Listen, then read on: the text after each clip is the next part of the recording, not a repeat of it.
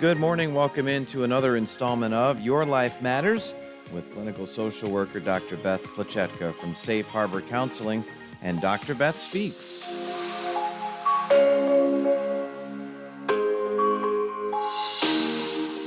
As we welcome in Dr. Beth on another Monday morning. Doctor, how are we doing today? I'm good, Mike. How are you doing? Doing all right. Welcome back to the show. Is our topic today very timely for this Monday, right? Right, because it's Martin Luther King Day. And, I was looking up some stuff about him. I remember vaguely because, I was alive when he was alive, but was still really a kid and didn't follow a whole lot of stuff at that point. But when you look back, you see what a man he was who lived by the courage of his convictions. When you think about what conviction is, that belief that guides everything, your behavior, your decisions, no matter what the outcome, if you're convicted about it, if you really believe it, you're going to follow it.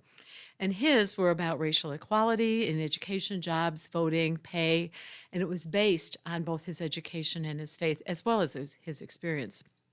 And I think sometimes we have to remember what people are motivated by. Is it, I want to make a name for myself, or I want to do something for someone else? I don't think he was looking to make a name for himself. He was doing the work, because the name really came after he was assassinated. No one wants to be famous for that. But he was doing what was best for others. Now, he was active in the 50s and 60s because he was assassinated in 68. But he was so fully aware of the political and social climate and knew that change was going to take time. But everything he did was based on education and research, not just emotion. Of course he cared. But when we act only on emotion, no good. Right. Smart, graduated high school early, had 2 bachelor's degrees and a doctorate, all before he was 26, with a family and 4 children. I mean, good grief. Yeah. He was a pastor. He worked for civil rights. He had leadership positions in different organizations. And in one 11-year period, from 57 to 68, traveled 6 million miles, no jet airplanes back then. There were planes, but not the same. Right. Spoke over 2,500 times, wrote 5 books and numerous articles. He worked on voter registration, talked to Kennedy, campaigned for Johnson. He was the youngest man to receive the Nobel Peace Prize and then gave away to civil rights the $54,000 that he won. That's a story probably a lot of people don't know. Right. Well, I didn't know that. And back then, that was a lot of money. Yeah, for sure. And then for all that glory, the glory of being arrested numerous times, assaulted numerous times, countless hours away from family and home, and assassinated.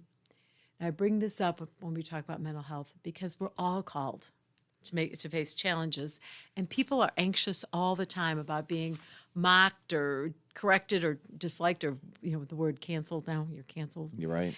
But in order to have the courage of our convictions, to actually be able to act on our beliefs, I think we need to follow what Martin Luther King did. Education, know the topic. Consult experts. I have an opinion on everything. That doesn't mean it's based on reality or fact. I have to look it up, Right. And you should read at least 3 primary sources, and one of them should be, at least one, should be the opposing view. They might have a point, Yeah. Faith, know your faith. If you're going to do something for a greater good, you better know what the principles are and how they apply, and not just what you think is real. Be motivated by the right things. You're not necessarily going to get money or fame. If you're going to do it for the better of people, you're more likely to be able to persevere. So, education, faith, motivation, they support us when we are disliked and canceled, and that's what really makes our lives matter, Mike. A big day for sure, and a very nice topic indeed. And I know you wanted to mention something coming up in early we have March. I've talked a little bit about that. There's a workshop coming up, a series of workshops that is about treating trauma, transforming the experience-based brain. Information is on the website, and people can reach out to me by contacting through the website as well. Yeah, and we'll be going over trauma as another topic on next week's show. That'll do it for this edition. Hope you can join us each week at the same time for Your Life Matters. That website, by the way, is safeharboril.com. You can also call 630-466-8657 or email Beth Plachetka, LCSW, at safeharboril.com. Join us again next week for another installment of Your Life Matters here on WSPY.